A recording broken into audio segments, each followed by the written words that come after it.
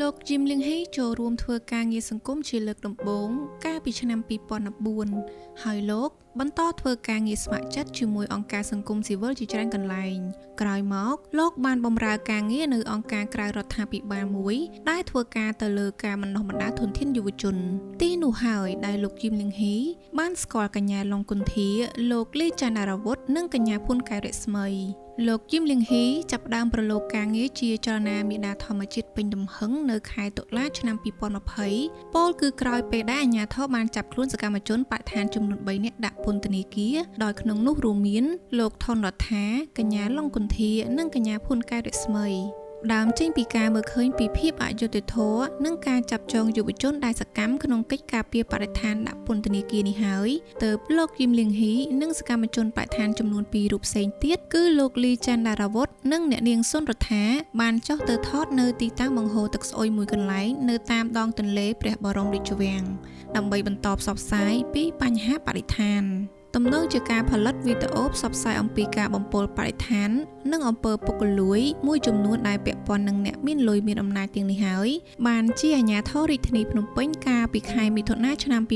2021ចាប់ខ្លួនលោកជីមលៀងហ៊ីនិងសកម្មជនបរិស្ថាន2នាក់ផ្សេងទៀតដាក់ពន្ធនាគារហើយតុលាការបានចោទប្រកាន់ពីបទរួមគំនិតក្បត់និងប្រមាថអង្គព្រះមហាក្សត្រក្រោយលោកជីមលៀងហ៊ីបានអនុវត្តទោសក្នុងពន្ធនាគាររយៈពេល5ខែតុលាការបានសម្រេចដោះលែងសកម្មជនបរិស្ថានទាំងអស់ឲ្យមានសេរីភាពឡើងវិញដោយដាក់ឲ្យស្ថិតក្រោមបម្រាមតុលាការប៉ុន្តែសេរីភាពនេះត្រូវបានដកហូតសារជាថ្មីម្ដងទៀតពោលគឺនៅខែកក្កដាឆ្នាំ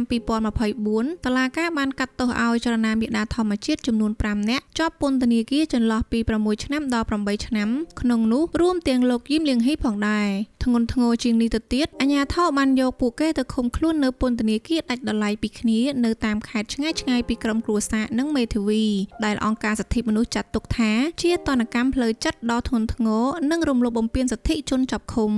អំឡុងពេលចាប់ឃុំប្រពន្ធរបស់លោកយីមលៀងហ៊ីគឺអ្នកស្រីហុងស្រីម៉ៅបានកើតកូនស្រីម្នាក់ទៀតដោយគ្មានប្តីនៅមើលថែចំណែកម្ដាយបង្កើតរបស់លោកគឺលោកស្រីលឹមភិចហុងបានធ្លាក់ខ្លួនកើតជំងឺមហារីកដំណាក់កាលចុងក្រោយរហូតដល់លោកស្រីស្លាប់បាត់បង់ជីវិតកាលពីថ្ងៃទី16ខែឧសភាខណៈកូនប្រុសលោកស្រីបានសរសេរសម្បត្តិលាទាំងស្រណោះចេញពីពន្ធនាគារបើទោះបីជានៅដង្ហើមចុងក្រោយរបស់លោកស្រីប្រាថ្នាជួបមុខកូនប្រុសជាលើកចុងក្រោយក្តីក៏លោកស្រីមិនបានជួបមុខនោះឡើយចំពោះលោកយឹមលៀងហ៊ីការបាត់បង់ម្ដាយជាទីស្រឡាញ់ធ្វើឲ្យលោកឈឺចាប់និងស្រក់ទឹកភ្នែកតែយ៉ាងណាក៏ដោយក៏លោកនៅតែរក្សាជំហររឹងមាំដោយមិនលើកដៃសុំទោសដើម្បីបដូរយកសេរីភាពនោះឡើយប្រហែលជាប៉ាបានមើលមកកូនស្រីពីព្រោះមួយខែទៀតបានកូនឆ្លងទន្លេ